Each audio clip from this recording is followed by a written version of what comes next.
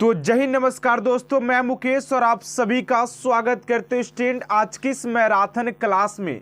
Student अगर आप सभी भी यूपी पुलिस एग्जाम की तैयारी कर रहे हैं तो आज की क्लास यकीन मानिएगा कि आप सभी के लिए काफ़ी इंपॉर्टेंट होने वाला है, क्योंकि स्टूडेंट ये क्लास आप सभी का मैराथन चलने वाला है, जिसके अंदर मैंने आप सभी के लिए टोटली 150 प्रश्नों का संग्रह लिया गया है, जो कि मैं वादा देता हूं दोस्तों आप सभी को कि इस क्लास के अंदर से आप सभी को बाहर कुछ भी पूछने वाला है नहीं, क्योंकि यहाँ पर आप सभी के लिए ये जो है जीके का रिवीजन क्लास चलने वाला है। ठीक है, तो आप सभी के लिए काफ़ी इंपोर्टेंट ये क्लास चलने वाला है। एंड टोटली जो है स्टूडेंट आप सभी, जैसा कि एग्जाम में आप सभी के प्रश्न पूछे जाते हैं, एंड यहाँ पर जो आप सभी के उत्तर प्रदेश से हर एक फील्ड से आप सभी के प्रश्न यहाँ पर संग्रह लिया गया, जो कि आप सभी से काफ़ी इंपोर्टेंट हो जाते हैं।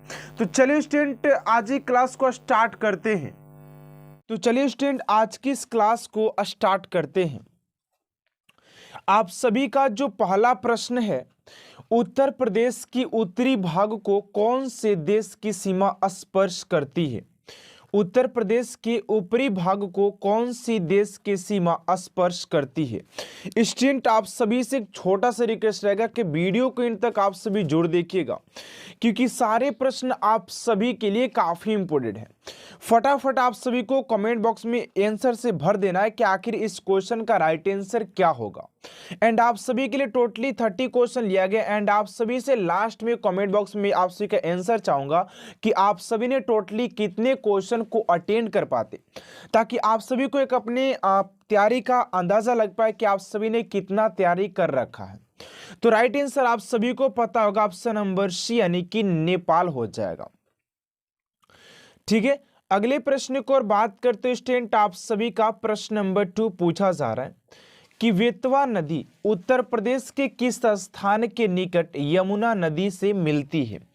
क्वेश्चन आप सभी के बहुत सारे टॉपिक से लिया गया, एंड आप सभी के ऐसे ही प्रश्न एग्जाम में देखने को मिलेगा। ठीक है ना, तो राइट आंसर हो जाएगा आप सभी का हमीरपुर, ऑप्शन नंबर बी आप सभी का राइट आंसर हो जाएगा। ठीक है, अगले प्रश्न को और बात करते हैं स्टूडेंट, उससे पहले आप सभी से एक छोटा सा रिक्वेस्ट है कि अभी तक आप हमारे चैनल को सब्सक्राइब नहीं किए तो प्लीज स्टूडेंट इस चैनल को सब्सक्राइब कर साथ साथ बेल आइकन को प्रेस कर दीजिएगा, ताकि ऐसा मोस्ट इंपोर्टेंट क्लास स्टूडेंट आप तक सबसे जल्द पहुंचते रहे। ठीक है, आप सभी का तीसरा नंबर प्रश्न यहाँ पर पूछा जा रहा है कि उत्तर प्रदेश का मिर्जापुर नगर किस नदी के किनारे है? उत्तर प्रदेश का मिर्जापुर नगर आप सभी के किस नदी के किनारे है? तो राइट आंसर हो जाएगा आप सभी का ऑप्शन नंबर ए यानी कि गंगा के नदी के किनारे हो जाता है, ऑप्शन नंबर ए। ठीक है ना, अगले प्रश्न को और बात करते आप सभी का 4 नंबर प्रश्न यहां पर पूछा जा रहा है कि उत्तर प्रदेश की जलवायु कैसी है? तो उत्तर प्रदेश के स्टूडेंट अगर हम लोग जलवायु की बात करते हैं कि उत्तर प्रदेश की जो जलवायु है वो कैसी है, तो राइट आंसर हो जाएगा आप सभी का ऑप्शन नंबर बी यानी कि उष्णकटिबंधीय मानसूनी हो जाएगा। ठीक है, ऑप्शन नंबर बी आप सभी का राइट आंसर हो जाएगा। आप सभी को हर एक प्रश्न का आंसर देना, ऐसा नहीं कि ये प्रश्न आ रहा है या नहीं आ रहा है तो नहीं देंगे, ऐसा बात नहीं। आप सभी को जिस क्वेश्चन का आंसर आ रहा है उसका भी, और जिसको नहीं आ रहा तो गेस करके भी आप सभी को आंसर कमेंट बॉक्स में जरूर से जरूर लिखना है, ताकि आप सभी को लगे कि मैंने कितना अपने वर्दी के लिए मैंने कितना तैयारी कर रखा है। ठीक है ना, एंड आप सभी का 5 नंबर प्रश्न यहां पर स्टूडेंट पूछा जा रहा है कि गंगा और यमुना नदी का संगम उत्तर प्रदेश के किस नगर में होता है? गंगा और यमुना नदी का संगम उत्तर प्रदेश के किस नगर में होता है? ऑप्शन नंबर ए में है कानपुर, बी में लखनऊ, सी में वाराणसी, एंड डी में इलाहाबाद। तो 5 का राइट आंसर हो जाएगा आप सभी का ऑप्शन नंबर डी यानी कि इलाहाबाद में इसका मिलन होता है, and option number dear student आप सभी का राइट आंसर हो जाएगा। ठीक है ना, एंड अगले प्रश्न को और बात करते हैं आप सभी का यहाँ पर 6 नंबर प्रश्न स्टूडेंट पूछा जा रहा है कि उत्तर प्रदेश का मिर्जापुर नगर किस नदी के किनारे स्थित है? ये प्रश्न फिर एक बार दोबारा से आ गया, इसको स्किप करके चलेंगे। ऑप्शन नंबर ए हो जाएगा गंगा नदी। ठीक है ना, एंड अगले प्रश्न को और बात करते हैं आप सभी का यहाँ पर 7 नंबर प्रश्न पूछा जा रहा है। जो भी स्टूडेंट इस क्लास के महत्व को जानते हैं वो लोग तो जानते हैं कि कितना इंपॉर्टेंट क्लास चल रहा है, बिकॉज इसमें आप सभी के उत्तर प्रदेश के अगर एग्जाम के लिए बात किया जाए तो हर एक टॉपिक से प्रश्न आप सभी के लिए लिया गया है, जहां से कि एग्जामिनर आप सभी से प्रश्न पूछ सकता है, ठीक है ना। एंड 7 नंबर प्रश्न है कि निम्नलिखित में से कौन सा नगर गोमती नदी के किनारे है। निम्नलिखित में से कौन सा नगर गोमती नदी के किनारे है। तो राइट आंसर हो जाएगा आप सभी का क्वेश्चन नंबर 7 का ऑप्शन नंबर डी, यानी कि लखनऊ हो जाएगा ऑप्शन नंबर डी। एंड अगले प्रश्न को और बात करते हैं आप सभी का यहाँ पर 8 नंबर प्रश्न स्टूडेंट पूछा जा रहा है कि हिंगवा झील उत्तर प्रदेश के किस नगर में स्थित है। तो हिंगवा झील के बात करते स्टूडेंट कि उत्तर प्रदेश में किस नगर में स्थित हो जाएगा। तो 8 का जो राइट आंसर हो जाएगा आप सभी का वाराणसी, ऑप्शन नंबर सी आप सभी का राइट आंसर हो जाएगा, ये वाराणसी में स्थित हो जाएगा, ठीक है ना। अगले प्रश्न को और बात करते आप सभी का यहाँ पर 9 नंबर प्रश्न स्टूडेंट पूछा जा रहा है कि उत्तर प्रदेश में कृषि विभाग की स्थापना कब की गई थी। तो उत्तर प्रदेश में अगर बात करते कि कृषि विभाग की जो स्थापना थी स्टूडेंट वो कब की गई थी। तो 9 का राइट आंसर हो जाएगा 1 मई 1920 को, 1 मई 1920 को किया गया था, ऑप्शन नंबर बी स्टूडेंट आप सभी का राइट आंसर हो जाएगा क्वेश्चन नंबर 9 का। एंड अगले प्रश्न को और बात करते आप सभी का यहाँ पर 10 नंबर प्रश्न स्टूडेंट पूछा जा रहा है कि सैयद सलार मेला कहाँ पर लगता है। ये भी क्वेश्चन आप सभी के एग्जाम में मेले से भी प्रश्न पूछे जाएंगे। कह रहे कि सैयद सलार मेला कहाँ पर लगता है। तो आप सभी का 10 का हो जाएगा बहराइच में, ऑप्शन नंबर बी आप सभी का राइट आंसर हो जाएगा। एंड अगले प्रश्न को और बात करते आप सभी का 11 नंबर प्रश्न स्टूडेंट पूछा जा रहा है कि उत्तर प्रदेश में सबसे ऊंचा बांध कौन सा है। तो उत्तर प्रदेश में अगर सबसे ऊंचे बांध की बात करते हैं स्टूडेंट कि उत्तर प्रदेश में ऐसा कौन सा बांध है जो कि सबसे ऊंचा पर है, तो वो हो जाएगा आप सभी का ऑप्शन नंबर 11 का ऑप्शन नंबर हो जाएगा आप सभी का Ramganga, option number C Ramganga जो बांध है वो सबसे ऊंचा बांध है, ठीक है ना। एंड अगला प्रश्न आप सभी का 12 नंबर प्रश्न स्टूडेंट पूछा जा रहा है कि उत्तर प्रदेश में किस नगर में खुसरो बाग स्थित है। उत्तर प्रदेश के किस नगर में खुसरो बाग स्थित है। तो आप सभी का 12 का जो राइट आंसर हो जाएगा ऑप्शन नंबर यानी कि ऑप्शन नंबर सी हो जाएगा, इलाहाबाद में स्थित हो जाएगा, ठीक है ना। एंड अगले प्रश्न को और बात करते आप सभी का 13 नंबर प्रश्न स्टूडेंट यहाँ पर पूछा जा रहा है कि उच्च न्यायालय प्रदेश किस नगर में स्थित है। उच्च न्यायालय प्रदेश किस नगर में स्थित है। तो 13 का हो जाएगा बी, यानी कि ये भी इलाहाबाद में हो जाएगा, ऑप्शन नंबर बी आप सभी का राइट आंसर हो जाएगा इलाहाबाद, ठीक है। एंड अगले प्रश्न को और बात करते आप सभी का यहाँ पर 14 नंबर प्रश्न है। यहाँ पर पूछा जा रहा है कि उत्तर प्रदेश का उच्च शिक्षा निदेशालय कहाँ पर स्थित है, ठीक है ना। तो 14 का जो राइट आंसर हो जाएगा Allahabad, option number dear student आप सभी का राइट आंसर हो जाएगा। एंड अगला प्रश्न स्टूडेंट आप सभी का 15 नंबर प्रश्न है कि उत्तर प्रदेश का मेडिकल कॉलेज कहाँ पर स्थित है। तो उत्तर प्रदेश के मेडिकल कॉलेज की बात करते हैं स्टूडेंट कि आप सभी के उत्तर प्रदेश के मेडिकल कॉलेज कहाँ पर स्थित हो जाएगा। तो ये लखनऊ में हो जाएगा, ऑप्शन नंबर बी। कहाँ पर स्थित हो जाता है, तो लखनऊ में। एंड अगले प्रश्न को और बात करते 16 नंबर प्रश्न कि निम्नलिखित में से कौन सी बोली उत्तर प्रदेश में नहीं बोली जाती है। यानी कि ऐसा कौन सा बोली है जो कि उत्तर प्रदेश में बैन है, नहीं बोली जाती है। तो डोंगरी हो जाएगा, ऑप्शन नंबर बी स्टूडेंट आप सभी का राइट आंसर हो जाएगा डोंगरी। एंड अगला प्रश्न आप सभी का 17 नंबर प्रश्न यहाँ पर पूछा जा रहा है कि निम्नलिखित कृतियों में से कौन सी कृति उत्तर प्रदेश के प्रसिद्ध उपन्यासकार मुंशी प्रेमचंद्र की नहीं है। तो आप सभी का 17 का हो जाएगा चंद्रगुप्त, ऑप्शन नंबर बी आप सभी का राइट आंसर हो जाएगा चंद्रगुप्त। एंड अगला प्रश्न स्टूडेंट आप सभी का 18 नंबर यहाँ पर पूछा जा रहा है, ध्यान दीजिएगा। उत्तर प्रदेश का प्रसिद्ध दुधवा नेशनल पार्क किस जिले में स्थित है? ये प्रश्न आप सभी के लिए काफी इंपोर्टेंट बनेगा कि उत्तर प्रदेश के दुधवा नेशनल पार्क किस जिले में स्थित है। तो 18 के बात करते तो लखीमपुर हो जाएगा स्टूडेंट आप सभी का, ऑप्शन नंबर ए यानी कि लखीमपुर में स्थित हो जाएगा, ठीक है ना। अगले प्रश्न को और बात करते हैं आप सभी का 19 नंबर प्रश्न है कि सारनाथ में किस सम्राट का प्रसिद्ध स्तंभ स्थित है? सारनाथ में किस सम्राट का प्रसिद्ध स्तंभ स्थित है? 19 का हो जाएगा कुमार गुप्त यानी कि ऑप्शन नंबर डी स्टूडेंट आप सभी का राइट आंसर हो जाएगा कुमार गुप्त। एंड 20 नंबर प्रश्न आप सभी का कि गोस्वामी तुलसीदास जी की जन्मस्थली प्रदेश कहाँ पर स्थित है? प्रदेश में उत्तर प्रदेश में कहाँ पर है? करें कि गोस्वामी तुलसीदास जी की जन्मस्थली उत्तर प्रदेश में कहाँ पर है? तो 20 को हो जाएगा आप सभी का यहाँ पर राजापुर में, राजापुर ऑप्शन नंबर ए आप सभी का राइट आंसर हो जाएगा।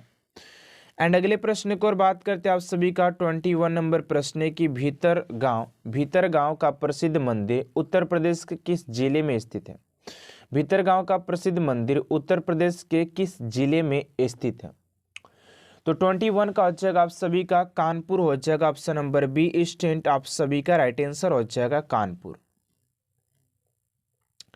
एंड अगला प्रश्न आपसे 22 नंबर की निम्नलिखित में से कौन सी अभिनेत्री उत्तर प्रदेश से संबंधित है? ऐसी कौन सी अभिनेत्री है स्टूडेंट जो कि आप सभी के उत्तर प्रदेश राज्य से संबंधित है? तो 22 का हो जाएगा ये सभी यानी कि लीला मिश्रा, मंदाकिनी और कल्पना कार्तिन ये सारे जो एक्टर हैं, ये सारी अभिनेत्रियां जो हैं वो उत्तर प्रदेश से बिलोंग करती हैं, ठीक है ना। एंड अगले प्रश्न को और बात करते स्टूडेंट आप सभी का यहाँ पर 23 नंबर प्रश्न पूछा जा रहा है कि उत्तर प्रदेश के निम्नलिखित में से किस कलाकार को फिल्मों में सबसे अधिक प्रसिद्धि मिली है? उत्तर प्रदेश के निम्नलिखित में से किस कलाकार को फिल्मों में सबसे अधिक प्रसिद्धि मिली है? तो आप सभी का 23 का हो जाएगा बी यानी कि अमिताभ बच्चन हो जाएंगे, ऑप्शन नंबर बी। क्वेश्चन काफी इंपोर्टेंट है आप सभी के लिए। एंड अगले प्रश्न को और बात करते हैं 24 नंबर प्रश्न आप सभी का कि उत्तर प्रदेश के किस जिले में थारू जनजाति निवास करती है? आप सभी के उत्तर प्रदेश के अगर एग्जाम की बात करते हैं स्टूडेंट तो आप सभी के जनजाति से भी प्रश्न कई बार एग्जाम में पूछे भी गए हैं। ऐसे तमाम एग्जाम में जहाँ पर कैसे प्रश्न उससे रिलेटेड पूछे ही जाएंगे आप सभी के, तो ध्यान दीजिएगा इस क्लास के ऊपर। राइट आंसर हो जाएगा आप सभी का तराई क्षेत्र में हो जाएगा, ऑप्शन नंबर बी आप सभी का राइट आंसर हो जाएगा। एंड अगला प्रश्न 25 नंबर के उत्तर प्रदेश की कौन सी जनजाति द्वारा ग्राम देवी की पूजा की जाती है? उत्तर प्रदेश की कौन सी जनजाति द्वारा ग्राम देवी की पूजा की जाती है? तो 25 का हो जाएगा आप सभी का बुक्सा यानी कि ऑप्शन नंबर बी, ठीक है ना। एंड अगले प्रश्न को और बात करते हैं 26 नंबर प्रश्न यहाँ पर पूछा जा रहा है स्टूडेंट कि उत्तर प्रदेश के व्रज क्षेत्र का प्रसिद्ध लोकगीत कौन सा है? करें कि उत्तर प्रदेश के व्रज क्षेत्र का प्रसिद्ध लोक गीत कौन सा है? तो आप सभी का 26 का जो राइट आंसर हो जाएगा आप सभी का यहाँ पर रसिया हो जाएगा, रसिया ऑप्शन नंबर डी आप सभी का राइट आंसर हो जाएगा। एंड अगले प्रश्न को और बात करते हैं आपसे 27 नंबर प्रश्न यहाँ पर पूछा जा रहा है कि गुप्त गोदावरी नामक प्रदर्शनीय स्थल उत्तर प्रदेश में कहाँ पर स्थित है? तो 27 का हो जाएगा आप सभी का Chitrakoot option number a student आप सभी का राइट आंसर हो जाएगा। एंड अगला प्रश्न आपसे 28 नंबर की वेणी माधव मंदिर उत्तर प्रदेश के किस जिले में स्थित है? तो वेणी माधव मंदिर की बात करते तो ये आप सभी की स्थित हो जाता है इलाहाबाद, ऑप्शन नंबर सी आप सभी का राइट आंसर हो जाएगा। एंड अगला प्रश्न आप सभी का स्टूडेंट 29 नंबर प्रश्न पूछा जा रहा है, ध्यान दीजिएगा कि गोलेश्वर का प्रसिद्ध मंदिर उत्तर प्रदेश के किस जिले में स्थित है? यहाँ पर जो भी प्रश्न आपसे से किया जा रहा है उत्तर प्रदेश से ही डिपेंडेंट है, तो ध्यान दीजिएगा जालौन हो जाएगा, ऑप्शन नंबर सी जालौन हो जाएगा। एंड अगले प्रश्न को और बात करते हैं आपसे का 30 नंबर प्रश्न की विश्व प्रसिद्ध श्री राम मंदिर उत्तर प्रदेश के किस स्थान पर स्थित है? तो इस क्वेश्चन का राइट आंसर क्या होगा स्टूडेंट आपसे कमेंट बॉक्स में देना है। कि महमूद गजनवी द्वारा सोमनाथ पर आक्रमण के समय वहां का शासक निम्नलिखित में से कौन था? जब महमूद गजनवी ने जब सोमनाथ पर आक्रमण किया था तो उस समय वहां का शासक कौन था? तो राइट आंसर हो जाएगा आप सभी का भीमदेव, यानी कि ऑप्शन नंबर ए स्टूडेंट आप सभी का राइट आंसर हो जाएगा। ठीक है ना। अगले प्रश्न की ओर बात करते हैं स्टूडेंट, आप सभी को ऐसा ही प्रश्न देखने को मिलेगा। अगर किसी स्टूडेंट को लगता है कि नहीं यार लॉलीपॉप क्वेश्चन आना चाहिए, तो आप सभी के ऐसे प्रश्न नहीं पूछे जाएंगे कि हर एक क्वेश्चन आप सभी के लॉलीपॉप होंगे। ठीक है, तो आप सभी के हार्ड प्रश्न भी एग्जाम में पूछे जाएंगे, तो थोड़ा सा आप लोग कॉम्प्रोमाइज कीजिएगा। तो दूसरा नंबर प्रश्न आप सभी का कि 100 अंतर्राष्ट्रीय T20 मैच जीतने वाली दुनिया की पहली क्रिकेट टीम कौन है? आप सभी ने दोस्तों, अगर आप सभी ने एसएससी जीडी के प्रीवियस इस क्वेश्चन को देखे होंगे तो आप सभी वहां पर एनालाइज किए होंगे कि क्रिकेट से बहुत ज्यादा प्रश्न और स्पोर्ट्स वाले जो प्रश्न होते हैं आप सभी के एग्जाम में पूछे जाते हैं, और ये भी जो प्रश्न आप सभी के प्रीवियस इस प्रश्न ही है। तो राइट आंसर हो जाएगा आप सभी का पाकिस्तान। ऑप्शन नंबर सी आप सभी का राइट आंसर हो जाएगा। 100 अंतर्राष्ट्रीय T20 मैच जीतने वाली दुनिया की पहली क्रिकेट टीम कौन सी है? तो पाकिस्तान हो जाएगी यहां पर आप सभी के ऑप्शन नंबर सी। एंड अगला प्रश्न आप सभी का तीसरा नंबर प्रश्न स्टूडेंट आप सभी से पूछा जा रहा है। अगला प्रश्न आप सभी से 3 नंबर जो क्वेश्चन किया जा रहा है, ध्यान से देखिएगा। करें कि इंडिया डिवाइडेड नामक पुस्तक इनमें से किसने लिखी है? यानी कि इंडिया डिवाइडेड के अगर लेखक की बात करते हैं स्टूडेंट कि आप सभी के लेखक कौन हो जाएंगे? तो ये हो जाएंगे आप सभी के डॉक्टर राजेंद्र प्रसाद हो जाएंगे। Option number C. Option number C student आप सभी का राइट आंसर हो जाएगा क्वेश्चन नंबर 3 का। देखिए आप सभी के एग्जाम में मैं कंफर्म करा देता हूं कि आप सभी के बुक एंड ऑथर से एक प्रश्न तो कंफर्म पूछा ही जाएगा। ठीक है ना, तो आप लोग इस टॉपिक को थोड़ा सा क्लियर कर लीजिएगा। एंड अगले प्रश्न की ओर बात करते हैं उससे पहले आप सभी से एक छोटा सा रिक्वेस्ट है कि अभी तक आप सभी मेरे चैनल को सब्सक्राइब नहीं किए हैं तो प्लीज स्टूडेंट इस चैनल को सब्सक्राइब कर साथ साथ बेल आइकन को प्रेस कर दीजिएगा, ताकि ऐसा मोस्ट इंपोर्टेंट वीडियो आप तक सबसे जल्द पहुंचते रहे। ठीक है ना। एंड आप सभी से 4 नंबर स्टूडेंट प्रश्न पूछा गया है कि राज्यसभा सदस्य बनने के लिए न्यूनतम आयु क्या है? तो राज्यसभा सदस्य बनने के लिए स्टूडेंट अगर हम लोग न्यूनतम आयु की बात करते कितना हो जाता है, न्यूनतम आयु की बात करें तो ऑप्शन नंबर ए में 25 वर्ष, बी में 21 वर्ष, सी में है 30 वर्ष और डी में 35 वर्ष। तो फटाफट आप लोग जवाब दीजिएगा कि इस क्वेश्चन का राइट आंसर क्या हो जाएगा। तो ये हो जाएगा आप सभी का 30 वर्ष होना चाहिए। आप सभी के राज्यसभा सदस्य बनने के लिए आपकी आयु जो होना चाहिए वो 30 वर्ष होना चाहिए, और ये भी प्रश्न आप सभी के एग्जाम में पूछे गए हैं। एंड आप सभी से ये भी पूछा जा सकता है कि प्रधानमंत्री बनने के लिए जो न्यूनतम आयु होती है वो क्या होती है। उसके बाद बात किया जाए आप सभी के राष्ट्रपति बनने के लिए 35 ईयर्स होना चाहिए, यानी कि 35 वर्ष होना चाहिए आप सभी के राष्ट्रपति बनने के लिए। देखिए अगले प्रश्न की ओर बात करते हैं स्टूडेंट, आप सभी का 5 नंबर प्रश्न क्या पूछा जा रहा है, ध्यान से देखिएगा। कह रहे कि भारत का पूर्वी समुद्री तट किस नाम से जाना जाता है? तो ये हो जाएगा आप सभी का यहाँ पर कोरोमंडल तट के नाम से जाना जाता है। Option number C. स्टूडेंट आप सभी को ऐसे बैठे रहने से कुछ भी होने वाला नहीं है। आप सभी को सारे प्रश्न का जवाब पहले खुद से देना है, उसके बाद लास्ट में आप सभी कमेंट बॉक्स में लिखना है कि आप सभी ने 25 क्वेश्चन है मेरे पास, तो आप सभी ने 25 क्वेश्चन में कितने क्वेश्चन को अटेंड कर पाते, ताकि आप सभी को अपने प्रिपरेशन का अंदाजा लग पाए कि आप सभी ने कितना प्रिपरेशन कर रखा अपने तैयारी के और। ठीक है ना। अगले प्रश्न की ओर बात करते आप सभी से, यहां पर 6 नंबर प्रश्न पूछा जा रहा है कि भारत में बेरोजगारी की समस्या का कारण क्या है? तो भारत में बेरोजगारी की अगर समस्या की बात करें कि भारत में इतनी बेरोजगारी क्यों, आखिर क्यों है, तो उपयोग सभी हो जाएगा, क्योंकि शिक्षा का अवस्थित विकास एवं व्यावसायिक शिक्षा का अभाव, ये भी है आप सभी के। अगर भारत में देखा जाए तो शिक्षा का जो व्यवस्था है एकदम बहुत ही बिगड़ा हुआ है। उसके बाद भी बात किया जाए आप सभी के शिक्षा का अभाव है।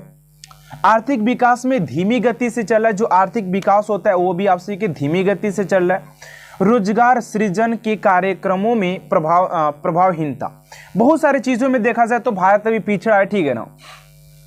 तो इसकी वजह से क्या है, भारत क्या है, बेरोजगार है, ठीक है ना। एंड अगले प्रश्न की ओर बात करते हैं आप सभी का 7 नंबर प्रश्न पूछा जा रहा है कि महात्मा गांधी ने अपने राजनीतिक गुरु के रूप में किसका उल्लेख किया था। महात्मा गांधी ने अपने राजनीतिक गुरु के रूप में किसका उल्लेख किया था। यानी कि यहां पर आप सभी से स्पष्ट रूप से यह पूछा जा रहा है कि महात्मा गांधी जी के जो राजनीतिक गुरु थे वो कौन थे। तो ये हो जाएंगे आप सभी के Gopal Krishna Gokhale. Option number D student आप सभी का राइट आंसर हो जाएगा, ठीक है। अगले प्रश्न को और बात करते हैं आप सभी का प्रश्न नंबर है 8 नंबर।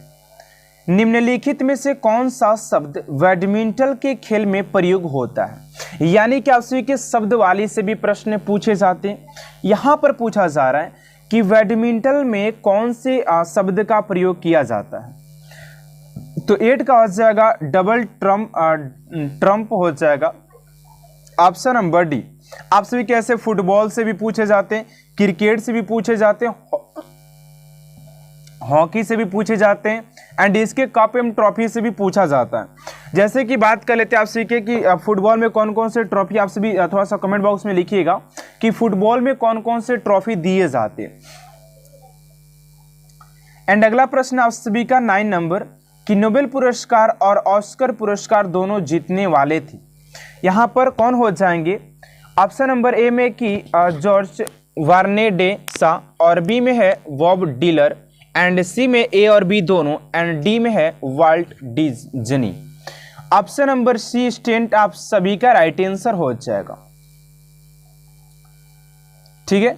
एंड अगला प्रश्न आप सभी का 10 नंबर स्टेंट प्रश्न पूछा जा रहा है कि वर्ष 2024 से किस राज्य के कृषि बजट पेश की घोषणा की गई है।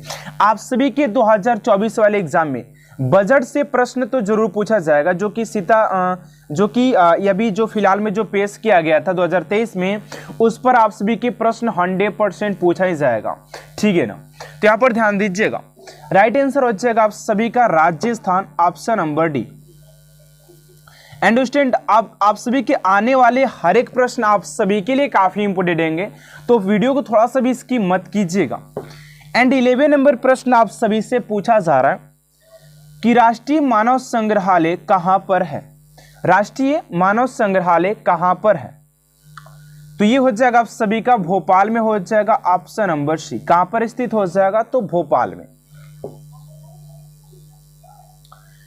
एंड यहां पर आपसे इसे 12 नंबर स्टैंड प्रश्न पूछा जा रहा है कि निम्नलिखित में से कौन सा महाराष्ट्र का धन्यवाद ज्ञापन उत्सव है जहां बैलों को सम्मानित किया जाता है, क्योंकि उन्हें खेती के लिए अत्यावश्यक माना जाता है। यानी कि बात किया जाए, महाराष्ट्र में जो बैल होते हैं वो खेती के लिए बहुत ही महत्वपूर्ण होते हैं, तो उनके नाम पर एक उत्सव मनाया जाता है। तो 12 का राइट आंसर हो जाएगा आप सभी का ऑप्शन नंबर सी। यहाँ पर पोलो महोत्सव, ऑप्शन नंबर सी हो जाएगा, ऑप्शन नंबर डी हो जाएगा सभी का। एंड अगला प्रश्न आप सभी का 13 नंबर यहाँ पर पूछा जा रहा है कि जागोई भारतीय शास्त्रीय नृत्य के निम्नलिखित में से किस नृत्य रूप की प्रमुख शैली है। जागोई भारतीय शास्त्रीय नृत्य के किस नृत्य रूप की एक प्रमुख शैली है। 13 का राइट आंसर हो जाएगा Manipuri, option number A student आप सभी का राइट आंसर हो जाएगा, ठीक है ना। अगले प्रश्न को और बात करते हैं स्टेंट आप सभी का। यहाँ पर 14 नंबर प्रश्न पूछा जा रहा है कि जीवाश्म ईंधन के जलने से होने वाले प्रदूषण को कम करने के तरीके को पहचानिए। यानी कि जो भी यहाँ पर बात किया जा रहा है कि जीवाश्म ईंधन के जलने से होने वाले प्रदूषण को कम करने के तरीके को पहचानिए, यानी कौन से तरीके हैं। तो इस क्वेश्चन का जो राइट आंसर हो जाएगा आप सभी का ऑप्शन नंबर सी, यानी कि दहन प्रक्रिया की दक्षता में वृद्धि करके क्या कर सकते हैं, जीवाश्म ईंधन के जलने को प्रदूषण को कम किया जा सकता, ठीक है ना। अगले प्रश्न को और बात करते हैं स्टूडेंट आप सभी का 15 नंबर प्रश्न यहाँ पर पूछा जा रहा है कि निम्न में से क्या 7वीं पंचवर्षीय योजना के मुख्य उद्देश्य में से एक क्या था। यानी कि जो भी 7वीं पंचवर्षीय योजना को जो मुख्य उद्देश्य था वो क्या था। तो राइट आंसर हो जाएगा आप सभी का 15 का ऑप्शन नंबर बी, यानी कि खदानों के उत्पादन में वृद्धि। जो भी खदानों के जो उत्पादन था उसके वृद्धि के लिए जो था वो पंचवर्षीय योजना को लॉन्च किया गया था। एंड अगले प्रश्न की ओर बात करते हैं स्टूडेंट, आप सभी से यहाँ पर 16 नंबर प्रश्न पूछा जा रहा है कि किसने सितंबर 2022 में कोच्चि में भारत के पहले स्वदेशी एयरक्राफ्ट कैरियर INS विक्रांत को प्रमाणित किया था। ये क्वेश्चन आप सभी के लिए काफ़ी इंपॉर्टेंट है एंड आप लोग भी डिफेंस के एग्जाम देने जा रहे हैं तो आप सभी के लिए ये काफ़ी इंपॉर्टेंट प्रश्न है। तो राइट आंसर हो जाएगा आप सभी का 16 का ऑप्शन नंबर बी, यानी कि नरेंद्र मोदी के द्वारा प्रमाणित किया गया था। तो ऑप्शन नंबर बी स्टूडेंट आप सभी का राइट आंसर हो जाएगा। ठीक है, अगले प्रश्न की ओर बात करते हैं स्टूडेंट, आप सभी का 17 नंबर यहाँ पर प्रश्न पूछा जा रहा है कि निम्नलिखित में से किस मौर्य राजा के शासन काल में कलिंग युद्ध लड़ा गया था। यानी कि वो मौर्य वंश के कौन सा राजा था जिसके शासन काल में कलिंग का युद्ध लड़ा गया था। तो राइट आंसर हो जाएगा आप सभी का यहाँ पर ऑप्शन नंबर डी, यानी कि अशोक के शासन काल में कलिंग का युद्ध लड़ा गया था। ऑप्शन नंबर डी स्टूडेंट आप सभी का राइट आंसर हो जाएगा। ठीक है, अगले प्रश्न की ओर बात करते हैं, आप सभी का 18 नंबर प्रश्न यहाँ पर पूछा जा रहा है। ध्यान दीजिएगा कि भारत के राष्ट्रपति का चुनाव किसके द्वारा किया जाता है। तो भारत के राष्ट्रपति के चुनाव की बात करते हैं स्टूडेंट यहाँ पर कि किसके द्वारा चुनाव किया जाता है। तो 18 का जो राइट आंसर हो जाएगा ऑप्शन नंबर बी, यानी कि संसद के दोनों सदनों के निर्वाचित सदस्यों और राज्य विधानसभाओं के द्वारा किया जाता है कि भारत के राष्ट्रपति का चुनाव किया जाता है। और अभी जस्ट आपसे बताया थे मैंने कि राष्ट्रपति का जो बात की जाए, भारत के राष्ट्रपति बनने के लिए जो न्यूनतम उम्र होती है वो 35 ईयर्स होना चाहिए। ठीक है ना। एंड राष्ट्रपति से आपसे के एग्जाम में बहुत सारे प्रश्न पूछे जाते हैं, जैसे कि राष्ट्रपति जो है वो अपना प्रथम व्यक्ति होता है। ठीक है ना। एंड ये अपना जो बात किया जाए त्यागपत्र उपराष्ट्रपति को देता है और उपराष्ट्रपति जो अपना त्यागपत्र वो राष्ट्रपति को देता है। ऐसे प्रश्न आपसे के कई बार एग्जाम में बन गए हैं। एंड अगले प्रश्न की ओर बात करते हैं, आप सभी का 19 नंबर प्रश्न यहाँ पर पूछा जा रहा है कि तपन कुमार पटनायक ने किस नृत्य शैली में संगीत नाटक अकादमी पुरस्कार जीता है।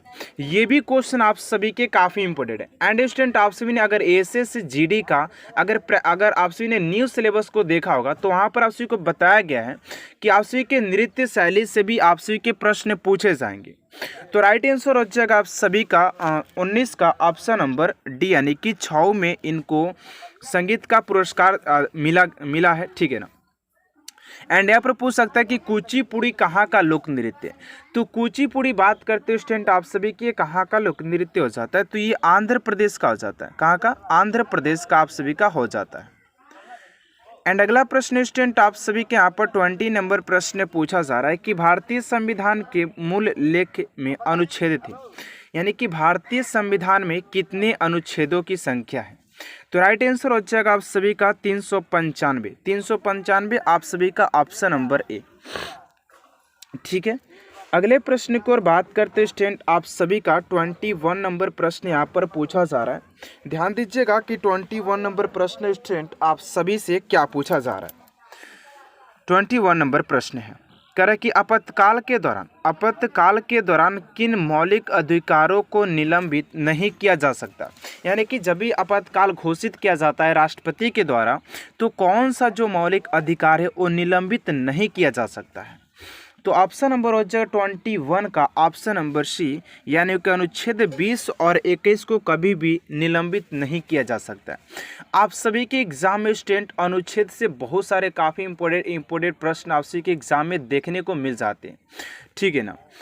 अगला प्रश्न आप सभी का 22 नंबर प्रश्न पूछा जा रहा है कि 1958 में डोवर से कैलिस तक इंग्लिश चैनल को पार करने वाले पहले भारतीय कौन थे जो 1966 में एक कैलेंडर वर्ष में 5 महाद्वीपों के महासागरों में तैराकी करने वाले एकमात्र व्यक्ति थे।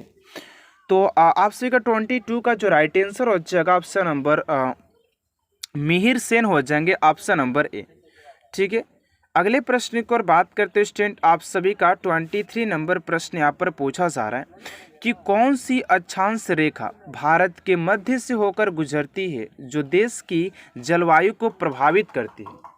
तो 23 का स्टूडेंट जो राइट आंसर हो जाएगा आप सभी का यहाँ पर कर्क रेखा हो जाएगा। कर्क रेखा ऑप्शन नंबर डी, ठीक है, ऑप्शन नंबर डी आप सभी का राइट आंसर हो जाएगा। एंड अगले प्रश्न की ओर बात करते हैं, आप सभी का 24 नंबर प्रश्न यहाँ पर पूछा जा रहा है कि ऐसी राजस्व प्राप्तियाँ जिनका सरकार पर दावा नहीं होता है क्या कहलाती है। तो 24 का राइट आंसर हो जाएगा आप सभी का गैर प्रतिदेय, ऑप्शन नंबर ए हो जाएगा। एंड अगला प्रश्न आप सभी का 25 नंबर स्टूडेंट आप सभी से पूछा जा रहा है कि 2017 से 18 में विजय हजारे ट्रॉफी किस राज्य ने जीती थी। तो इस क्वेश्चन का राइट आंसर क्या होगा स्टूडेंट, आप सभी को कमेंट बॉक्स में देना है। एंड आप सभी से एक बात और कि आप सभी के लिए टोटली 30 प्रश्न तो लिया गया, लेकिन आप सभी को हाथ पर हाथ रख करके इस क्लास को अटेंड नहीं करना है। सारे प्रश्नों का आंसर आप सभी को साथ साथ में देते हुए चलना है और लास्ट में कमेंट बॉक्स में लिखना है कि आप सभी ने 30 क्वेश्चन में कितने क्वेश्चन को रियल में अटेंड कर पाते हैं, ताकि आप सभी को अपने तैयारी का अंदाजा लग पाए कि आप सभी ने अपने एग्जाम उस वर्दी को पाने के लिए कितना तैयारी कर रखा है, ठीक है ना। जिससे कि आप सभी को एक पावरफुल दोस्तों आप सभी को एक कैपेसिटी प्राप्त होगा, जिससे कि आप सभी को लगेगा कि नहीं मैंने इतना तैयारी तो कर रखा है, ठीक है ना। तो पहले प्रश्न की ओर बात करते हैं, आप सभी का जो पहला प्रश्न स्क्रीन पर, बटेश्वर नाथ मंदिर उत्तर प्रदेश के किस जिले में स्थित है। तो बटेश्वर नाथ मंदिर के बात करते तो आप सभी का हो जाएगा ऑप्शन नंबर डी आगरा हो जाएगा। देखिए यहाँ पर बहुत सारे स्टूडेंटों को लगेगा कि ये सर ये प्रश्न तो थोड़ा सा हार्ड लेवल का है, लेकिन स्टूडेंट आप सभी को मैं बता दूं कि आप सभी को भ्रमित करने के लिए मैं लॉलीपॉप क्वेश्चन अगर ला भी दिया तो आप लोग कुछ नहीं कर पाएंगे उस लॉलीपॉप प्रश्न से। आप लोग के एग्जाम में ऐसा प्रश्न नहीं कि सिर्फ लॉलीपॉप ही प्रश्न पूछे, खाली इजी प्रश्न नहीं पूछता आपसे के एग्जाम में, ऐसे भी प्रश्न आपसे के एग्जाम में पूछे जाते। तो आप सभी को हर एक टाइप से रूबरू होना बहुत ही जरूरी है, ताकि आप सभी को हर एक प्रश्न के बारे में पता चल पाए कि कैसे कैसे प्रश्न एग्जाम में पूछा जा सकता है। लेकिन जिसको लगता है कि प्रश्न हार्ड है तो उससे विनती को जा सकता है, नहीं तो जिसको अपने उस वर्दी को पाना है वो इस क्लास में डटे रहना चाहिए। तो देखिए अगला प्रश्न आप सभी का दूसरा नंबर प्रश्न यहाँ पर स्टूडेंट पूछा जा रहा है कि नाग बिच्छू पूजा का रिवाज किस जनजाति में प्रचलित है। नाग बिच्छू पूजा का रिवाज किस जनजाति में प्रचलित है। थारू जनजाति, खरवार या बुक्सा या सभी जनजातियों में। तो राइट आंसर हो जाएगा ऑप्शन नंबर बी, यानी कि सिर्फ एक खरवार जनजाति में देखने को मिलता है। ऑप्शन नंबर बी स्टूडेंट आप सभी का राइट आंसर हो जाएगा, ठीक है। अगले प्रश्न की ओर बात करते हैं, आप सभी का यहाँ पर 3 नंबर प्रश्न स्टूडेंट पूछा जा रहा है। ध्यान दीजिएगा कि प्रसिद्ध चंद्रिका देवी का मंदिर, प्रसिद्ध चंद्रिका देवी का मंदिर उत्तर प्रदेश के किस जिले में स्थित है। सॉरी, तो राइट आंसर हो जाएगा आप सभी का लखनऊ हो जाएगा। ऑप्शन नंबर ए स्टूडेंट आप सभी का राइट आंसर हो जाएगा। अगले प्रश्न की ओर बात करते हुए स्टूडेंट, उससे पहले आप सभी से बहुत ही छोटा सा एक रिक्वेस्ट है कि अभी तक आपसे मेरे इस चैनल को सब्सक्राइब नहीं किए तो प्लीज़ स्टूडेंट इस चैनल को सब्सक्राइब कर साथ साथ बेल आइकन को भी प्रेस कर दीजिएगा, ताकि जब भी ऐसा मोस्ट इंपोर्टेंट क्लास को अपलोड किया जाए तो आपके पास सबसे जल्द पहुँचते रहे, ठीक है ना। एंड आप सभी का 4 नंबर प्रश्न स्टूडेंट पूछा जा रहा है कि प्रसिद्ध संगीताचार्य तानसेन के गुरु कौन थे। तो प्रसिद्ध संगीताचार्य तानसेन के गुरु के बात करते हैं तो आप सभी के हो जाएंगे स्वामी हरिदास जी हो जाएंगे। ऑप्शन नंबर सी स्टूडेंट आप सभी का राइट आंसर हो जाएगा क्वेश्चन नंबर 4 का। एंड अगले प्रश्न की ओर बात करते हैं, आप सभी का यहाँ पर 5 नंबर प्रश्न स्टूडेंट पूछा जा रहा है कि उत्तर प्रदेश के किस शासक ने प्रसिद्ध ख्याल राग का सृजन किया था। ऐसे प्रश्न आप सभी के हर कोई नहीं करवाता, बिकॉज आप सभी को देखिए यहाँ पर क्या होता है कि बहुत सारे जो टीचर्स को भी मैंने देखा कि आप सभी के ललीपॉप प्रश्न करवाते हैं, जिससे कि स्टूडेंट को तो खुशी मिलता ही है कि मैंने तो इतना क्वेश्चन लगा रखा है, मैंने इतना क्वेश्चन कर देता हूँ, मैं 30 क्वेश्चन में 25 क्वेश्चन को लगा देता हूँ, 30 क्वेश्चन को लगा देता हूँ। लेकिन वो लोग जब एग्जाम हॉल में बैठते हैं ना, तब उनको पता चलता है कि नहीं यार, हमें क्या पढ़ना था और मैं क्या पढ़कर आया हूँ, जिसके कारण से मेरा सिलेक्शन रुक रहा है। तो आप सभी को हर एक प्रश्न को कवर अप करना चाहिए, ताकि आप सभी को अपने अंदाज़ा लग पाए कि मैंने कितना तैयारी कर रखा है। ये बात आप सभी के लिए काफ़ी इंपॉर्टेंट है, ठीक है ना। 5 का राइट आंसर हो जाएगा बी, यानी कि सुल्तान हुसैन सरकी हो जाएगा। ऑप्शन नंबर बी स्टेंट आप सभी का राइट आंसर हो जाएगा, ठीक है। एंड अगले प्रश्न की ओर बात करते हैं आप सभी का। यहाँ पर 6 नंबर प्रश्न स्टेंट पूछा जा रहा है कि हुमायूं मस्जिद का कारीगर कौन था। अब ये प्रश्न देखिए, यहाँ पर तो बताया तो गया होगा कि हुमायूं जो था बाबर के बेटा था, बाबर ने 4 युद्ध लड़ा था, हुमायूं भी बहुत सारे युद्ध को लड़ा था, हुमायूं का जन्म कब हुआ था, लेकिन ये कम लोग बताएंगे कि हुमायूं का मस्जिद का कारीगर कौन था। तो राइट आंसर हो जाएगा आप सभी का यहाँ पर 6 का ऑप्शन नंबर हो जाएगा डी, यानी कि अलमसूद हो जाएगा। ऑप्शन नंबर डी स्टेंट आप सभी का राइट आंसर हो जाएगा अलमसूद्दीन, ठीक है। अगले प्रश्न की ओर बात करते हैं आप सभी का, ध्यान दीजिएगा कि 7 नंबर प्रश्न स्टेंट आप सभी से क्या पूछा गया। देखिए यहाँ पर 7 नंबर प्रश्न आप सभी के लिए पूछा गया है कि लठमरवा भोज किस जनजाति में प्रचलित है। तो लठमरवा भोज की बात करते हैं किस जनजाति में ये प्रचलित है, सबसे अधिक बात किया जाए तो ये थारू जनजाति में हो जाता है। थारू जनजाति ऑप्शन नंबर सी। स्टूडेंट मैं आप सभी को बता दूं कि अगर आप सभी दिल से उस वर्दी के लिए अगर तैयारी करते तो मैंने आप सभी के लिए ऑलरेडी बहुत सारे ऐसे क्लास को अटेंड करवाया, जिसमें कि आप सभी के लिए काफ़ी इंपॉर्टेंट प्रश्न है। जीके के बात किया जाए ये आप सभी की हिंदी हो जाता है, उससे मैंने आप सभी के लिए काफ़ी इंपॉर्टेंट प्रश्न करवाया है। तो अगर आप सभी नहीं देखे तो इस क्लास के बाद आप लोग जाकर के उस क्लास को भी अटेंड कर लीजिएगा, जो कि आप सभी के लिए स्टूडेंट काफ़ी इंपॉर्टेंट है, ठीक है ना। बहुत सारे प्रश्न आप सभी के लिए 10 साल पुराना प्रीवियस क्वेश्चन भी मैंने सॉल्व करवाया इस चैनल के ऊपर, जो कि आप सभी के लिए काफी इंपॉर्टेंट है, ठीक है। एंड 8 नंबर प्रश्न आप सभी से पूछा जा रहा है कि बजहर नामक त्योहार किस जनजाति में लोकप्रिय है।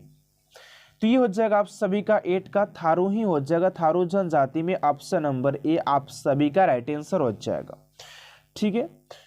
एंड अगले प्रश्न को और बात करते हैं स्टूडेंट आप सभी का, यहाँ पर 9 नंबर प्रश्न पूछा जा रहा है कि उत्तर प्रदेश के किस जिले में राधा स्वामी मत का प्रमुख केंद्र दयालबाग स्थित है। तो 9 का राइट आंसर हो जाएगा आप सभी का ऑप्शन नंबर ए, यानी कि आगरा में स्थित हो जाएगा। ऑप्शन नंबर ए स्टूडेंट आप सभी का राइट आंसर हो जाएगा, ठीक है ना।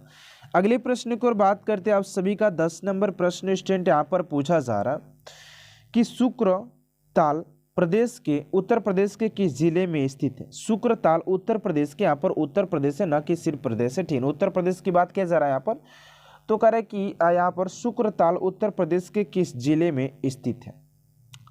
तो 10 का राइट आंसर हो जाएगा आप सभी का मुजफ्फरपुर नगर हो जाएगा। ऑप्शन नंबर डी आप सभी का राइट आंसर हो जाएगा, ठीक है। अगले प्रश्न को और बात करते हैं स्टूडेंट आप सभी का 11 नंबर प्रश्न पूछा जा रहा है कि अकबर ने फतेहपुर सीकरी को अपनी राजधानी कब बनाया था। कह रहा है कि अकबर ने फतेहपुर सीकरी को अपनी राजधानी कब बनाया था, 1885 या 1560 या 1574 या 1505 में। तो इसका राइट आंसर हो जाएगा आप सभी का 1574 हो जाएगा। ऑप्शन नंबर सी आप सभी का राइट आंसर हो जाएगा। एंड अगले प्रश्न को और बात करते हैं आप सभी का, यहाँ पर 12 नंबर प्रश्न स्टूडेंट पूछा जा रहा है, ध्यान दीजिएगा कि प्रसिद्ध गद्यकार आचार्य महावीर प्रसाद द्विवेदी उत्तर प्रदेश के किस जिले में रहने वाले थे। कहा जा रहा है कि प्रसिद्ध गद्यकार आचार्य महावीर प्रसाद द्विवेदी यहाँ पर उत्तर प्रदेश के किस जिले में रहने वाले थे। ऑप्शन नंबर ए में मेरठ, बी में वाराणसी, सी में उन्नाव और डी में इलाहाबाद। तो आप सभी का 12 का जो राइट आंसर हो जाएगा ना ऑप्शन नंबर सी, यानी कि उन्नाव जिले में रहने वाले निवासी थे। तो ऑप्शन नंबर सी आप सभी का राइट आंसर हो जाएगा। स्टूडेंट आप लोगों के मैं यहाँ पर आपसे बताना चाहता हूँ कि आपसे भी अगर उत्तर प्रदेश के अगर सिलेबस को देखे होंगे, न्यू सिलेबस जो कि 2024 पर आधारित है, उसमें आप सभी को बताया गया है कि आप सभी के यहाँ पर जो भी प्रसिद्ध व्यक्ति हों या बात किया जाए आप सभी के यहाँ पर बात की जाए मंदिर से आप सभी प्रश्न पूछे जाएंगे। आप सभी को उत्तर प्रदेश से प्रश्न तो हालांकि पूछे ही जाएंगे, बिकॉज यहाँ पर आप सभी को उत्तर प्रदेश का एग्जाम लिया जा रहा है, तो यहाँ पर उत्तर प्रदेश से आप सभी के संबंधित बहुत सारे प्रश्न पूछे जाते हैं, जो कि ये जो क्लास चल रहा है आप सभी के लिए उसी के लिए चल रहा है, ठीक है ना। देखिए अगले प्रश्न को और बात करते हैं आप सभी का, यहाँ पर 13 नंबर जो प्रश्न पूछा जा रहा है कि प्रसिद्ध उपन्यासकार वृंदावन लाल उर्मा वर्मा उत्तर प्रदेश के कहाँ के रहने वाले थे। तो आप सभी का 13 का हो जाएगा झांसी का हो जाएंगे, ऑप्शन नंबर ए आप सभी का राइट आंसर हो जाएगा। ये कहाँ के रहने वाले थे, तो झांसी के रहने वाले थे। अगला प्रश्न स्टूडेंट आप सभी का 14 नंबर प्रश्न यहाँ पर पूछा जा रहा है कि उत्तर प्रदेश के किस आदि कवि ने प्रसिद्ध ग्रंथ रामायण की रचना की थी। उत्तर प्रदेश के आदि कवि, ये उत्तर प्रदेश के आदि कवि थे। ये प्रश्न आप सभी के लिए काफी इंपोर्टेंट बनेगा कि उत्तर प्रदेश के किस आदि कवि ने प्रसिद्ध ग्रंथ रामायण की रचना की थी। वाल्मीकि, वेदव्यास, कालिदास या भवभूति। तो 14 का हो जाएगा आप सभी का वाल्मीकि, ऑप्शन नंबर ए आप सभी का राइट आंसर हो जाएगा। एंड आप सभी का 15 नंबर प्रश्न पूछा जा रहा है कि उत्तर प्रदेश के निम्नलिखित में से किस कवि ने ब्रज भाषा में काव्य रचना की थी। तो आप सभी का 15 का हो जाएगा यहाँ पर भाररवि हो जाएंगे, ऑप्शन नंबर सी आप सभी का राइट आंसर हो जाएगा। एंड अगला प्रश्न स्टूडेंट आप सभी का यहाँ पर 16 नंबर प्रश्न पूछा जा रहा है, ध्यान दीजिएगा। करें कि उत्तर प्रदेश का कौन सा नगर उर्दू के प्रसिद्ध शायर गालिब का जन्म स्थान है।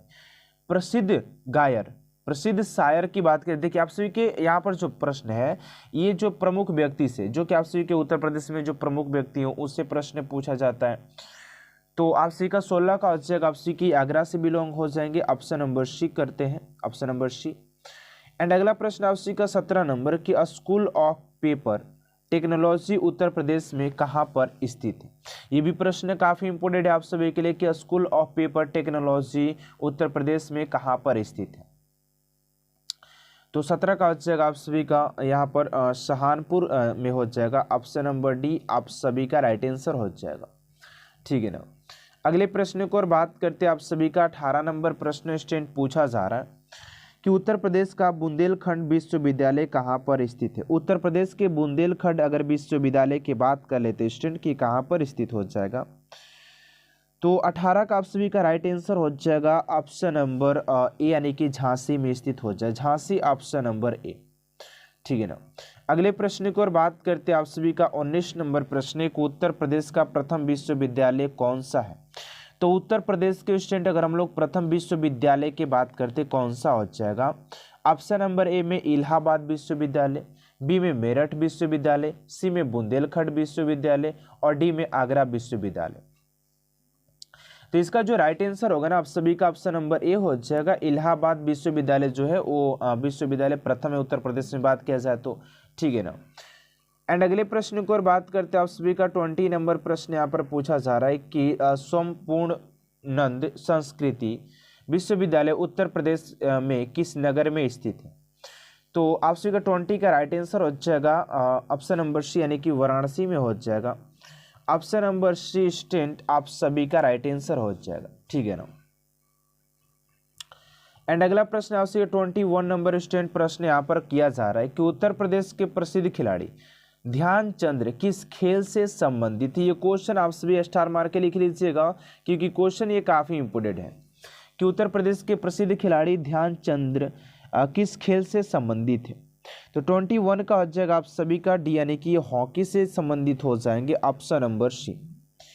एंड यहाँ पर स्टूडेंट आपसे के अगले प्रश्न को और बात करते हैं 22 नंबर प्रश्न की आचार्य नरेंद्र देव बौद्ध विधान संस्थान उत्तर प्रदेश के किस नगर में है। आचार्य नरेंद्र देव बौद्ध विधा संस्थान उत्तर प्रदेश के किस नगर में है? तो 22 का हो जाएगा आप सभी का ऑप्शन नंबर ए, यानी कि ये फैजाबाद में हो जाएगा, फैजाबाद ऑप्शन नंबर ए, 22 का ऑप्शन नंबर ए। एंड अगले प्रश्न को और बात करते हैं आप सभी का 23 नंबर प्रश्न स्टूडेंट यहाँ पर पूछा जा रहा है कि श्रीमती अनार देवी खड़ेलवार महिला पॉलिटेक्निक उत्तर प्रदेश के किस नगर में स्थित है? तो 23 का हो जाएगा बी, यानी कि मथुरा में हो जाएगा ऑप्शन नंबर बी, आप सभी का राइट आंसर हो जाएगा। एंड 24 नंबर प्रश्न है कि उत्तर प्रदेश के खिलाड़ी आनंद शुक्ला का संबंध किस खेल से है? तो आनंद शुक्ला की बात करें किस खेल से संबंधित हो जाएंगे? तो 24 का हो जाएगा ऑप्शन नंबर डी, यानी कि एक क्रिकेट से संबंधित हो जाएंगे। एंड स्टूडेंट यहाँ पर मैं आपसे बता देना चाहता हूँ कि क्रिकेट की अगर बात है तो आपसे यहाँ पर पूछा जा सकता है कि क्रिकेट में कितने खिलाड़ी हैं। तो आप सभी को पता होगा कि क्रिकेट में जो खिलाड़ियों का जो संख्या होता है वो 11 होता है। क्रिकेट में जो भी पूछे जाने वाले आपसे कप एवं ट्रॉफी है उससे भी प्रश्न आपसे के एग्जाम में पूछे जाएंगे, ठीक है ना। एंड यहाँ पर 25 नंबर प्रश्न है कि उत्तर प्रदेश का निम्नलिखित में से कौन सा नेता भारत का राष्ट्रपति बना? उत्तर प्रदेश का निम्नलिखित में से कौन सा नेता भारत का राष्ट्रपति बना? जवाहरलाल नेहरू या फखरुद्दीन अली अहमद या डॉक्टर संपूर्णानंद या रफ़ी अहमद किदवई? 25 का जगह आप सभी का ऑप्शन नंबर बी, यानी कि फखरुद्दीन अली अहमद हो जाएंगे, ऑप्शन नंबर बी, ठीक है ना। एंड अगले प्रश्न को और बात करते हैं 26 नंबर प्रश्न स्टूडेंट यहाँ पर पूछा जा रहा है कि उत्तर प्रदेश वार्षिकी का प्रकाशन उत्तर प्रदेश के किस नगर में होता है? 26 का हो जाएगा ऑप्शन नंबर ए, यानी कि ये लखनऊ में किया जाता है, ऑप्शन नंबर ए। एंड अगले प्रश्न को और बात करते हैं 27 नंबर प्रश्न को उत्तर प्रदेश की प्रथम महिला मुख्यमंत्री कौन थी? तो उत्तर प्रदेश के स्टूडेंट अगर प्रथम महिला मुख्यमंत्री की बात करते हैं, जो कि आप सभी के लिए काफी इंपोर्टेंट प्रश्न है, 27 का हो जाएगा आप सभी का ऑप्शन नंबर डी, यानी कि सुचेता कृपलानी जी हो जाएंगे, ऑप्शन नंबर डी आप सभी का राइट आंसर हो जाएगा, ठीक है ना। अगले प्रश्न को और बात करते हैं आपसे 28 नंबर प्रश्न है कि उत्तर प्रदेश में एल्युमिनियम उद्योग की दृष्टि से कौन सा जिला अग्रणीय है? उत्तर प्रदेश में अगर एल्युमिनियम उद्योग की बात करते हैं कि दृष्टि से कौन सा जिला अग्रणीय स्थान पर हो जाएगा? तो 28 का हो जाएगा आप सभी का मिर्जापुर, ऑप्शन नंबर डी आप सभी का राइट आंसर हो जाएगा मिर्जापुर। एंड अगला प्रश्न स्टूडेंट आपसे 29 नंबर कि उत्तर प्रदेश का कौन सा नगर चीनी मिट्टी के बर्तनों के लिए प्रसिद्ध है? उत्तर प्रदेश का कौन सा नगर चीनी मिट्टी के बर्तनों के लिए सर्वाधिक प्रसिद्ध है? आप सभी का ऑप्शन नंबर ए में है मुरादाबाद, बी में खुर्जा, सी में गोरखपुर एंड डी में है फिरोजाबाद। तो 29 का जो राइट आंसर हो जाएगा स्टूडेंट आप सभी का ऑप्शन नंबर बी, यानी कि खुर्जा हो जाएगा, ठीक है, option number B. Option number B student आप सभी का राइट आंसर हो जाएगा। एंड अगले प्रश्न को और बात करते हैं आप सभी का यहाँ का आज का लास्ट प्रश्न, यहाँ पर 30 नंबर प्रश्न है कि रेशम और जरी के लिए उत्तर प्रदेश का कौन सा जिला प्रसिद्ध है? ऑप्शन नंबर ए में मुरादाबाद, बी में मेरठ एंड सी में इलाहाबाद और डी में है वाराणसी। इस क्वेश्चन का राइट आंसर क्या होगा स्टूडेंट आप सभी को कमेंट बॉक्स में देना है। एंड देखते हैं कितने स्टूडेंट इस क्वेश्चन का राइट आंसर कमेंट बॉक्स में दे पाते। पहला प्रश्न है कि भारत में गन्ना उत्पादन की दृष्टि से उत्तर प्रदेश कौन सा स्थान पर है? ऐसे काफी इंपोर्टेंट प्रश्न आप सभी को देखने को मिल जाएगा। तो राइट आंसर हो जाएगा आप सभी का ऑप्शन नंबर ए, यानी कि प्रथम स्थान पर आ जाता है।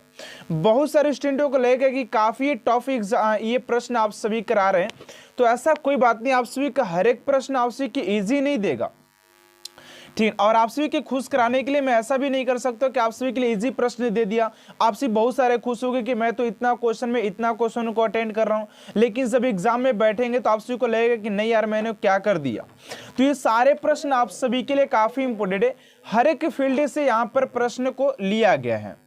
देखिए यहाँ पर अगला प्रश्न आप सभी का प्रश्न नंबर 2 स्टूडेंट पूछा जा रहा है कि उत्तर प्रदेश मिर्जापुर नगर किस शिल्प उद्योग के लिए प्रसिद्ध है? ऑप्शन नंबर राइट आंसर हो जाएगा आप सभी का ऑप्शन नंबर हो जाएगा डी यानी कि कालीन के लिए प्रसिद्ध हो जाता है। ऑप्शन नंबर डी स्टेंट आप सभी का राइट आंसर हो जाएगा। ठीक है, अगले प्रश्न को और बात करते हैं स्टूडेंट आप सभी का। प्रश्न नंबर 2 पूछा जा रहा है कि उत्तर प्रदेश का फिरोजाबाद नगर किस उद्योग का प्रमुख केंद्र है। उत्तर प्रदेश का जो फिरोजाबाद नगर है यहाँ पर पूछा जा रहा है कि वो किसके लिए एक प्रमुख केंद्र है, कौन से उद्योग के लिए है। ऑप्शन नंबर ए में है चूड़ी उद्योग, बी में कपड़ा उद्योग, सी में पोल्ट्री उद्योग और डी में चमड़ा उद्योग।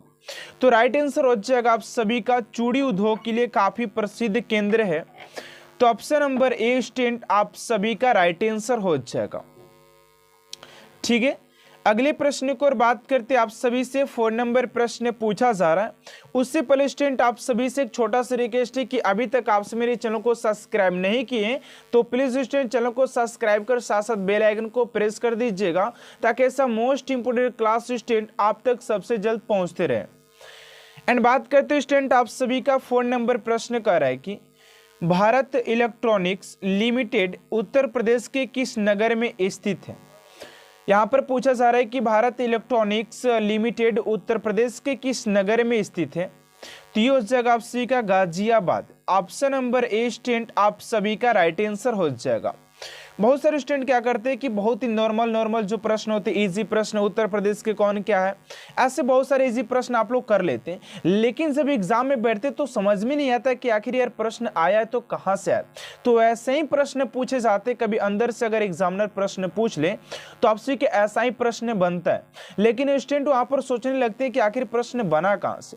तो मैं आपसे गारंटी देता हूँ कि आपसे इस क्लास को एंड तक देखिएगा, आपसे को बहुत ही मजा आने वाला इस क्लास के अंदर। ठीक है ना। एंड 5 नंबर प्रश्न स्टूडेंट आप सभी से पूछा जा रहा है कि तेल शोधक कारखाना उत्तर प्रदेश के किस नगर में स्थित है। तेल शोधक कारखाना उत्तर प्रदेश के किस नगर में है। आगरा, झांसी, मथुरा या गोरखपुर। तो ये हो जाएगा आप सभी का मथुरा हो जाएगा। ऑप्शन नंबर सी स्टूडेंट आप सभी का राइट आंसर हो जाएगा क्वेश्चन नंबर 5 का। ठीक है ना। अगले प्रश्न को और बात करते हैं आप सभी का 6 नंबर प्रश्न स्टूडेंट पूछा जा रहा है कि कृत्रिम अंग निर्माण निगम उत्तर प्रदेश के किस नगर में है। कृत्रिम अंग निर्माण निगम उत्तर प्रदेश के किस नगर में स्थित है। तो 6 का जो राइट आंसर हो जाएगा आप सभी का कानपुर हो जाएगा। ऑप्शन नंबर सी स्टूडेंट आप सभी का राइट आंसर हो जाएगा। ठीक है ना। अगले प्रश्न को और बात करते हैं आप सभी का 7 नंबर प्रश्न स्टूडेंट पूछा जा रहा है कि उत्तर प्रदेश के किस नगर में हिंदुस्तान एरोनॉटिक्स लिमिटेड स्थित है। तो 7 का हो जाएगा आप सभी का ऑप्शन नंबर ए यानी कि जगदीशपुर हो जाएगा। ऑप्शन नंबर ए आप सभी का करेक्ट आंसर हो जाएगा ऑप्शन नंबर ए। एंड अगला प्रश्न आप सभी का 8 नंबर प्रश्न स्टूडेंट पूछा जा रहा है कि ट्रांसफार्मर फैक्ट्री उत्तर प्रदेश के किस नगर में स्थित है। ट्रांसफार्मर फैक्ट्री उत्तर प्रदेश के किस नगर में स्थित हो जाएगा।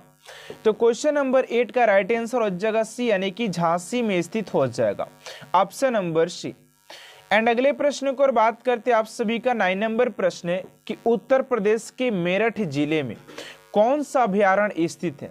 एंड स्टूडेंट यहाँ पर मैं आपसे बताना चाहता हूँ कि उत्तर प्रदेश के अभ्यारण्य बोला जाए तो दोस्तों आपसे के नेशनल पार्क से आप सभी के काफी इंपोर्टेंट प्रश्न बनता है। एंड यहाँ पर मैं आपसे बता देता हूँ कि उत्तर प्रदेश में एक ही नेशनल पार्क है जो कि उत्तर प्रदेश में सिर्फ बात किया जाए तो दुधवा नेशनल पार्क हो जाता है जो कि काफी इंपोर्टेंट है।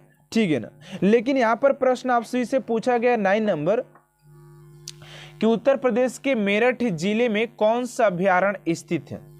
तो 9 का राइट आंसर हो जाएगा डी यानी कि हस्तिनापुर अभ्यारण्य जो हो जाएगा आप सभी के मेरठ जिले में स्थित हो जाता है। एंड अगला प्रश्न आप सभी का 10 नंबर प्रश्न पूछा जा रहा है कि उत्तर प्रदेश के वाराणसी जिले में कौन सा अभ्यारण्य स्थित है। उत्तर प्रदेश के वाराणसी जिले में कौन सा अभ्यारण्य स्थित हो जाएगा। तो 10 का जो राइट आंसर हो जाएगा बी यानी कि चंद्रप्रभा अभ्यारण्य। ऑप्शन नंबर बी आप सभी का राइट आंसर हो जाएगा। एंड अगले प्रश्न को और बात करते हैं आप सभी का यहाँ पर 11 नंबर प्रश्न स्टूडेंट पूछा जा रहा है कि उत्तर प्रदेश के उन्नाव जिले में कौन सा अभ्यारण्य स्थित है।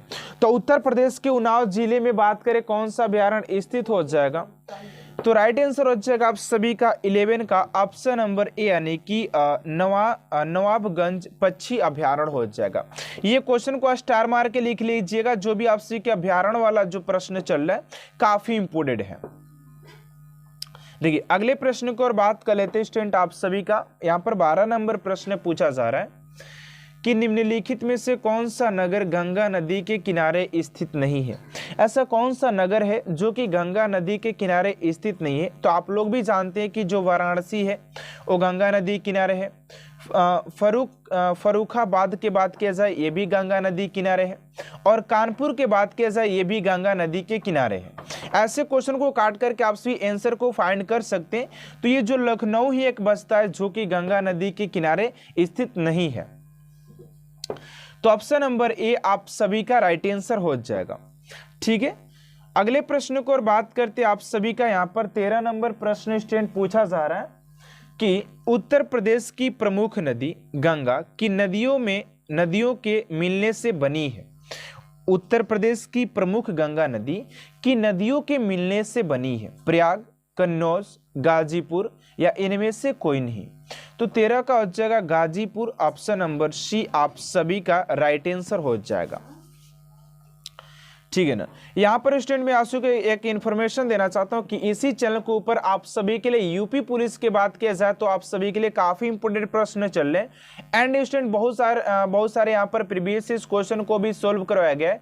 अगर आप सभी नहीं देखें, यहाँ पर हिंदी का भी क्लास स्टार्ट कर दिया गया, नहीं देखे तो जाकर के प्लेलिस्ट को चेक कर लीजिएगा, वहां पर आप सभी को सारे प्रश्न देखने को मिल जाएंगे। यहाँ पर देखिए अगले प्रश्न को और बात करते आप सभी का 14 नंबर प्रश्न है कि निम्नलिखित में से उत्तर प्रदेश के किस नगर में उर्वरक कारखाना स्थित है। तो उर्वरक कारखाना के बात करते उत्तर प्रदेश के किस नगर में हो जाएगा, तो 14 का जगह डी यानी कि गोरखपुर, ऑप्शन नंबर डी आप सभी का राइट आंसर हो जाएगा। ठीक है ना। अगले प्रश्न को और बात करते आप सभी का 15 नंबर प्रश्न स्टूडेंट यहाँ पर पूछा जा रहा है कि उत्तर प्रदेश के इलाहाबाद जिले में भारत सरकार का निम्न में से कौन सा स्थान नहीं है। कौन सा स्थान नहीं है, तो 15 का हो जाएगा आप सभी का डी यानी कि foundry forge, option number D. अब ऐसे प्रश्न अगर एग्जाम में आ जाए तो आप लोग सोचेंगे कि यार ये तो मैं तो पढ़ा ही नहीं हूं, आखिर ये प्रश्न आया तो आया कहां से। तो इसीलिए मैं बोल रहा हूं कि आप इस क्लास को एंड तक देखिए ताकि आप सभी को वो सारे प्रश्नों का संग्रह आपके पास हो, जिससे कि आप लोग की तैयारी पक्की हो सके। एंड अगला प्रश्न आप सभी का 16 नंबर कि उत्तर प्रदेश में आयुध उपस्कर कारखाना किस स्थान पर है। इस क्लास के अंदर ज्यादातर हम लोग कारखाने के बारे में बात करें, कौन सा कारखाना कहां पर है, ताकि आप सभी के सारे हर एक टॉपिक क्लियरिटी हो जाए। 16 का जगह सी यानी कि Hazratpur, option number C. And अगला प्रश्न आप सभी का 17 नंबर की उत्तर प्रदेश में सरकारी क्षेत्र का संस्थान यूपी का किस क्षेत्र में कार्य करता है। तो यूपी का की बात किया जा रहा है कि किस क्षेत्र में कार्य करता है। तो आप सभी का जो राइट आंसर होना चाहिए क्वेश्चन नंबर 17 का ऑप्शन नंबर बी यानी कि हथकरघा निर्मित वस्त्रों की बिक्री, ऑप्शन नंबर बी आप सभी का राइट आंसर हो जाएगा। एंड अगला प्रश्न आप सभी का 18 नंबर की वस्त्र अनुसंधान एवं प्रशिक्षण हेतु वस्त्र निर्माण केंद्र की स्थापना कहाँ की गई है। 18 का जगह ए यानी कि कानपुर, ऑप्शन नंबर ए हो जाएगा। एंड अगले प्रश्न को और बात करते हैं स्टूडेंट आप सभी का एंड 19 नंबर प्रश्न पूछा जा रहा है कि ऊनी वस्त्रों का निर्माण करने वाली प्रसिद्ध मिल लाल इमली प्रदेश उत्तर प्रदेश के किस नगर में है। लाल इमली की बात किया जा रहा है यहाँ पर, तो 19 का राइट आंसर हो जाएगा डी यानी कि Kanpur, option number D. And 20 number प्रश्न है कि उत्तर प्रदेश में जूट की मिल कहां पर स्थित है। ये भी क्वेश्चन काफी इंपोर्टेंट है आप सभी के। तो उत्तर प्रदेश में जूट मिल की बात किया जाए तो 20 का हो जाएगा ए यानी कि कानपुर व सहजनवा हो जाएगा, ऑप्शन नंबर ए। एंड अगले प्रश्न को और बात करते हैं आप सभी का यहाँ पर 21 नंबर प्रश्न स्टूडेंट पूछा जा रहा है कि निम्नलिखित में से कौन सा संस्थान उत्तर प्रदेश के कानपुर नगर में स्थित नहीं है। 21 का जगह बी यानी कि foundry forge option number B. ठीक है, अगला प्रश्न आपसे 22 नंबर की निम्नलिखित में से कौन सा संस्थान लखनऊ में स्थित नहीं है। तो 22 का जगह ए यानी कि Bharat electronics limited option number ए आप सभी का राइट आंसर हो जाएगा। एंड अगले प्रश्न को और बात करते 23 नंबर है कि निम्नलिखित में से उत्तर प्रदेश का कौन सा नगर लकड़ी व फर्नीचर उद्योग का प्रमुख केंद्र नहीं है। तो यहाँ पर 23 का जगह बी यानी कि अलीगढ़ ऑप्शन नंबर बी आप सभी का राइट आंसर हो जाएगा। एंड अगला प्रश्न स्टूडेंट आपसे का 24 नंबर यहाँ पर पूछा जा रहा है कि निम्न में से उत्तर प्रदेश के किस नगर में कांच का कारखाना नहीं है। कांच का कारखाना ऐसा कौन सा नगर है जहां पर कि नहीं है। तो 24 का जगह ए यानी कि मथुरा में कांच का कारखाना देखने को नहीं मिलता है, तो ऑप्शन नंबर ए। एंड अगला प्रश्न 25 नंबर की उत्तर प्रदेश के प्रमुख औद्योगिक केंद्रों में से कौन सा नगर प्रथम स्थान पर है। 25 का जगह बी यानी कि कानपुर ऑप्शन नंबर बी आप सभी का राइट आंसर हो जाएगा। एंड अगला प्रश्न स्टूडेंट आपसी का 26 नंबर की उत्तर प्रदेश का कौन सा नगर चमड़ा उद्योग के लिए प्रसिद्ध है। तो उत्तर प्रदेश की बात करते हैं कि उत्तर प्रदेश का ऐसा कौन सा नगर है जो कि चमड़ा उद्योग के लिए काफी प्रसिद्ध है। तो 26 का जगह बी यानी कि आगरा। आगरा सबसे अधिक चमड़ा उद्योग के लिए बात किया जाए तो प्रसिद्ध हो जाता है। ठीक है ना। अगले प्रश्न को और बात करते हैं आपसे का 27 नंबर प्रश्न पूछा जा रहा है कि उत्तर प्रदेश के नगरों में कैंची व खेल के सामान का निर्मित कार्य में कौन सा नगर आगे है। तो 27 का जगह Meerut option number A. And अगला प्रश्न 28 नंबर के उत्तर प्रदेश का मुरादाबाद नगर किस उद्योग के लिए प्रसिद्ध है। तो उत्तर प्रदेश के मुरादाबाद नगर की बात करते तो ये प्रसिद्ध हो जाता है पीतल के वर्तन उद्योग के लिए। ऑप्शन नंबर बी आप सभी का राइट आंसर हो जाएगा। एंड अगला प्रश्न स्टूडेंट आपसे 29 नंबर की नक्काशीदार लकड़ी व सम्मान उद्योग के लिए किस नगर का प्रमुख हस्तलिप उद्योग है। 29 का जगह बी यानी कि सहारनगर ऑप्शन नंबर बी आप सभी का राइट आंसर हो जाएगा। ठीक है ना, ऑप्शन नंबर बी। एंड अगला प्रश्न आपसे यहाँ पर आज का लास्ट प्रश्न 30वां नंबर प्रश्न पूछा जा रहा है कि संगमरमर के सामान के लिए उत्तर प्रदेश का कौन सा जिला प्रसिद्ध है। तो इस क्वेश्चन का राइट आंसर क्या होगा स्टूडेंट आपसे कमेंट